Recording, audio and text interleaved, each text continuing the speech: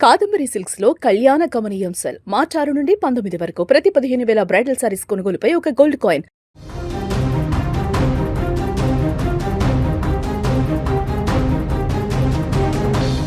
నమ్మిన భార్యే గొంతు కోస్తే తోడుంటానన్న చేతులే చావు పోటు పొడిస్తే ఆ దారుణం వర్ణనాతీతం. అనంతపురం జిల్లాలో వెలుగు చూసిన ఒక ఉదంతం ఇప్పుడు సభ్య సమాజాన్ని ఉలిక్కి పడేలా చేస్తుంది. కట్టుకున్న వాడిని కడతేర్చి ఏమీ తెలియనట్టుగా పిల్లల సాక్షిగా శవాన్ని ఇంట్లోనే పూడ్చిపెట్టిన ఒక భార్య ఉదంతం ఇది. పరాయి వ్యక్తి మోజులో కళ్ళు మూసుకుపోయి కనికరం లేకుండా ప్రవర్తించిన ఆ కిరాతకురాలి కథ ఇప్పుడు వైరల్ అవుతోంది. అనంతపురం జిల్లా కళ్యాణదుర్గం మండలం పాత చెరువు గ్రామానికి చెందిన బోయ హనుమంతు, సుకన్య భార్యాభర్తలు. వీరికి ఒక కొడుకు, ఒక కూతురు కూడా ఉన్నారు. హనుమంతు కష్టపడి పనిచేస్తూ కుటుంబాన్ని పోషిస్తున్నాడు. అయితే గత కొంతకాలంగా సుకన్య వేరే వ్యక్తితో వివాహేతర సంబంధం కొనసాగిస్తోంది. ఈ విషయం హనుమంతుకు తెలియడంతో ఇంట్లో గొడవలు మొదలయ్యాయి. తన పద్ధతి మార్చుకోవాలని, పిల్లల భవిష్యత్తు గురించి ఆలోచించాలని సుకన్యను హనుమంతు పలుమార్లు మందలించాడు. కానీ సుకన్య మనసులో మాత్రం భర్తపై పగ పెంచుకుంది. తన అక్రమ సంబంధానికి హనుమంతు అడ్డుపడుతున్నాడని, అతన్ని వదిలించుకుంటేనే తనకు స్వేచ్ఛ దొరుకుతుందని భావించింది. ఈ క్రమంలోనే ఒక రోజు రాత్రి హనుమంతు గాఢ నిద్రలో ఉన్న సమయంలో సుకన్య రోకల బండ తీసుకొని అతని తల మీద బలంగా బాధింది. తలకు తీవ్ర గాయం కావడంతో హనుమంతు అక్కడికక్కడే ప్రాణాలు వదిలాడు. హత్య చేసిన తర్వాత సుకన్య ఏ మాత్రం భయపడలేదు. రక్తంతో ఉన్న మృతదేహాన్ని లాక్కెళ్లి ఇంటి ఆవరణలోనే గుంత తీసి మరీ పాతిపెట్టింది.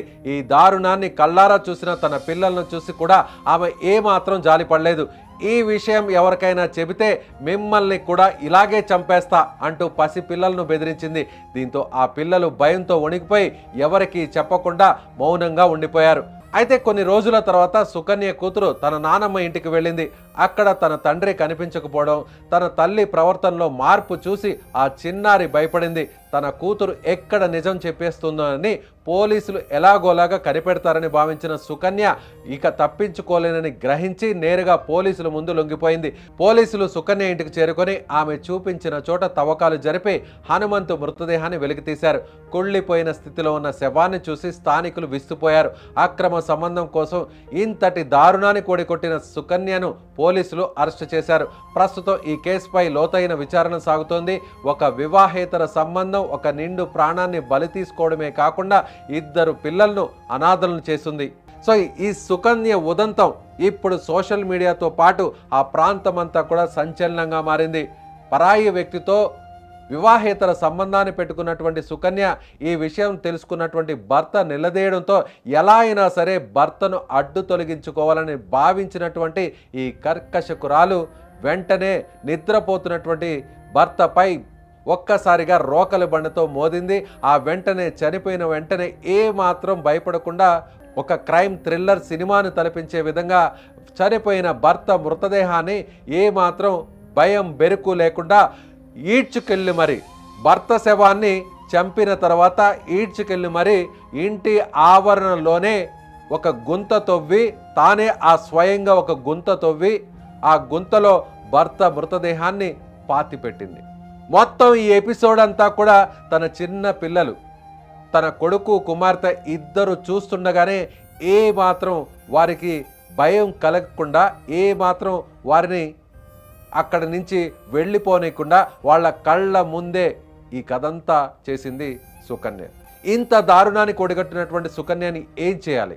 కనీసం తనలో ఏ మాత్రం కూడా తప్పు చేశాను, తన భర్తను హత్య చేశాను, ఇలాంటి ఘోరానికి పాల్పడ్డాను అనేటువంటి ఒక భయం బెరుకు లేకుండా ధైర్యంగా భర్తను చంపి ఆ భర్త శవాన్ని ఇంటిలోనే పాతి పెట్టినటువంటి ఇలాంటి గనుకురాలను ఏమనాలి? అందులోనూ పసిపిల్లల ముందే హత్య చేయడం కాక పసిపిల్లల ముందే భర్త శవాన్ని ఈడ్చికెళ్ళి మరీ ఇంటి ఆవరణలో పాతిపెట్టింది. ఇదంతా చూస్తున్నటువంటి ఆ చిన్నారులను ఏమాత్రం ఈ విషయం బయటకు చెప్తే మిమ్మల్ని కూడా ఇలాగే చంపేస్తా, మిమ్మల్ని కూడా ఈ విధంగా రక్తం వచ్చేటట్టు చంపి మరి ఇక్కడే మీ నాన్న శవం పక్కన మిమ్మల్ని పాతి పెడతానని చెప్పిందంటే ఈమెను తల్లి అనాలా, లేదంటే భార్య అనాలా? లేదంటే ఇలాంటి మహిళలు ఇంకా ఉన్నారు ఈ సమాజంలో అంటే వీళ్ళని ఏం చేయాలి?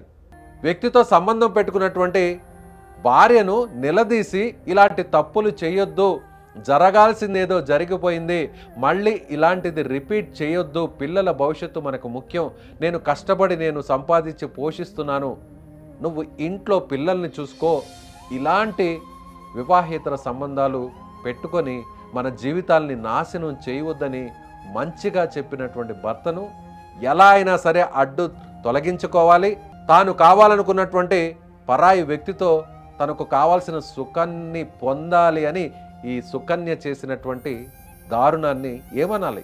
ఇలాంటి వారిని సమాజం నుంచి వెలివేయాలా? ఇలాంటి వాళ్ళకి ఎలాంటి శిక్షలు పడాలి? మీ అభిప్రాయాన్ని కామెంట్ చేయండి.